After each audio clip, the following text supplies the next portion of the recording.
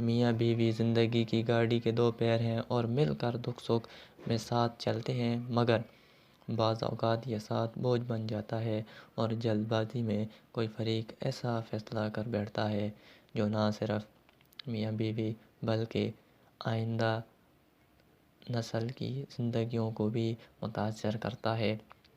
یہ بھی ایسی ہی ایک خاتون کی سچی کہانی ہے جو شوہر سے اختلافات کے باعث اس سے الگ ہونے کا فیصلہ کر چکی تھی۔ یہ لے بی یہاں اپنے دستخط کر دیں۔ وکیل نے ایک خانے کی طرف اشارہ کرتے ہوئے اس کے سامنے فلم اور ضلع کے پیپرز رکھ دیے۔ اس نے آنکھیں اٹھا کر وکیل کی طرف دیکھا اور پھر گود میں رکھے ہاتھوں کے ناخن کھرچنے لگی، جو کہ اس کے اندر اضطراری کیفیت کی علامت تھی۔ اس کی یہ کیفیت دیکھ کر صاف ظاہر تھا کہ وہ فیصلہ کر لینے کے باوجود بھی ذہنی طور پر پریشان ہے۔ آپ جب تک اس پیپر پر دستخط کریں تب تک میں اپنے اسسٹنٹ کو ایک کیس سمجھا آؤں۔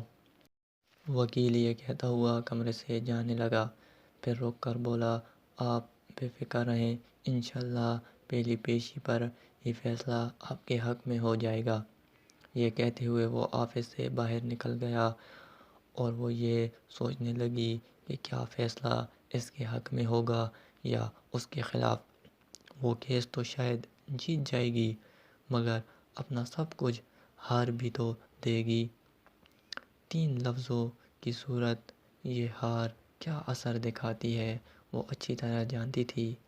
وہ تو اس طرح کی ہار کی چشمدید گواہ تھی، بلکہ اس سے سب سے زیادہ متاثر تو وہی ہوئی تھی۔ میں تمہیں طلاق دیتا ہوں، 3 بار دہرائے جانے والے ان لفظوں نے اس سے کیا کچھ چھین لیا تھا۔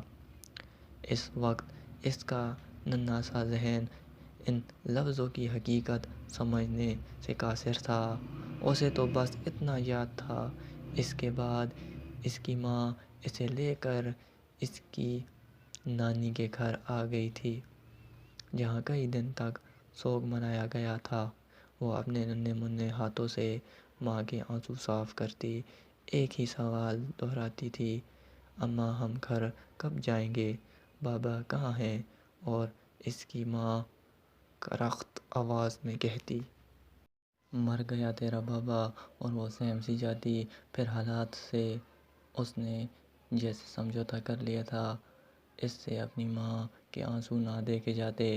اس کے ننھے ذہن نے ایک ہی فیصلہ کیا کہ اس کے بابا ظالم ہیں، اس کی ماں انہی کی وجہ سے رو رہی ہے۔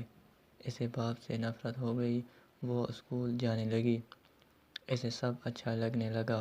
حالات کے تھپڑوں نے اسے ننھی عمر میں سمجھدار بنا دیا تھا۔ ایک روز اسکول سے گھر آئی، سب اس کے منتظر تھے۔ کچھ اجنبی لوگ نانی کے گھر بیٹھے تھے۔ یہ لو آ گئی شاہدہ کی بیٹی۔ نانی نے اسے ان لوگوں کے سامنے کیا تو وہ پیچھے ہٹنے لگی۔ سلام کرو بیٹی، نانی نے حکم دیا، اور جواب میں اس نے اپنے ننھے منھے ہاتھ ان لوگوں کے سامنے کر دیے۔ ان لوگوں نے اس کے سر پر ہاتھ پھیرا اور کچھ روپے اس کی ہتھیلی پر رکھ دیے۔ جاؤ کھیلو، شاباش۔ نانی کے یہ کہتے ہی وہ ماں کی طرف بھاگی۔ اس رات اس کی ماں نے جب اس کو اپنے سامنے لٹایا تو ماں کی کپڑوں سے اٹھنے والی پرفیوم کی خوشبو اسے چبھنے لگی۔ ماں نے اسے کہا، حرمت، آپ کو پتہ ہے نا کہ ہم آپ کے بابا کے ہاں نہیں رہ سکتے۔ اس گھر میں ایک اور عورت آ گئی ہے اور وہ بس ماں کو دیکھے گی۔ ماں پھر کہنے لگی، بیٹا آپ نے اب یہیں نانو کے ساتھ رہنا ہے، کیونکہ آپ کی اماں یہاں بھی نہیں رہ سکتی۔ اور وہ بس یہ سوچ رہی تھی کہ اس کی ماں یہاں اپنی ماں کے ساتھ کیوں نہیں رہ سکتی۔ اس کے باپ کے گھر آنے والی دوسری عورت کون ہے؟ وہ وہاں کیوں آئی جبکہ وہ خود باپ کے گھر رہتی تھی؟ اسے وہاں سے کیوں نکالا گیا؟ اماں آپ کہاں جا رہی ہیں؟ اس کے معصوم لہجے نے ماں کی آنکھوں میں بھی آنسو بھر دیے۔ ایک اور گھر، بس وہ اس سے زیادہ کچھ نہ سوچ سکی۔ اس رات وہ اپنی ماں سے یوں لپٹ کر سوئی گویا اس کے ماں کا یہ سینہ اسے پھر کبھی نصیب نہ ہوگا۔ میری گڑیا مجھے دو۔ اس کی ماموزاد بہن نے اس سے گڑیا چھین لی اور اسے پیچھے گرا دیا۔ وہ رونے لگی اور نانی کے پاس چلی گئی۔ جب گرجا وہ اسی کی تو تھی نہ، اس نے لے لی۔ چل میں تجھے نئی گڑیا لا دوں گی۔ اس کی نانی نے اسے بہلانا چاہا۔ نہیں مجھے ابھی چاہیے۔ وہ زور زور سے رونے لگی۔ چپ کر، نہیں چاہیے تو جا اپنے باپ سے کہہ لا دے تجھے نئی گڑیا۔ ابھی چاہیے، چل ہٹ۔ نانی اسے پرے دھکیلتے ہوئے اٹھ گئی اور وہ روتی سسکتی سب کی نظروں سے اوجھل ہو گئی۔ ایک کونے میں کھڑی کتنی دیر روتی رہی۔ پھر نہ تو اسے گڑیا مانگی نہ ضد کی۔ کسی نے دیا تو کھا لیا، پہنایا تو پہن لیا۔ اس نے ماں باپ دونوں سے ملنا چھوڑ دیا۔ دن مہینے اور مہینے سال بنتے گئے اور پھر وہ نانی کے گھر کو بھی چھوڑ آئی۔ کتنا دکھ تھا اس کے اندر، کتنا چاہا تھا اس نے کہ یہ باپ کا شفقت بھر ہاتھ اس کے سر پر ہوتا، وہ اس کے کشادہ سینے سے لگ کر اپنا سارا دکھ بھول جاتی۔ کتنی ضرورت تھی اس کو ماں کی دعاؤں کی۔ اس کے کندھے پر سر رکھے اس سے دور ہونے پر وہ پھوٹ پھوٹ کر رونا چاہتی تھی مگر نہ رو سکی۔ بالکل سمارٹ چہرہ لیے وہ ایک اور دہلیز پر آ رکی۔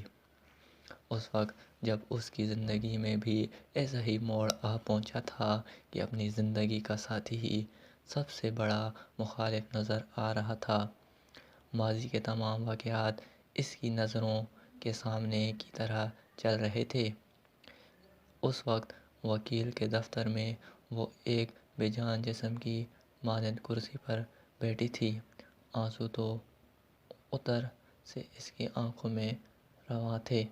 4 حروف پر مشتمل لفظ طلاق بلا شبہ ایک جائز امر مگر اللہ کے نزدیک ناپسندیدہ فعل ہے۔ یہ ایک لفظ نہیں بلکہ وہ سزا ہے جو نہ صرف 2 لوگوں کو ایک دوسرے سے الگ کرتی ہے بلکہ اس آگ میں ان 2 لوگوں سے بھی منسلک کئی دوسرے افراد بھی جل کر راکھ ہو جاتے ہیں۔ وہ اس آگ میں جل چکی تھی، اسے اس کی تپش کا بخوبی اندازہ تھا۔ کیسے ہر قدم پر بوند بوند خوشیوں کی برسات کو ترسی تھی۔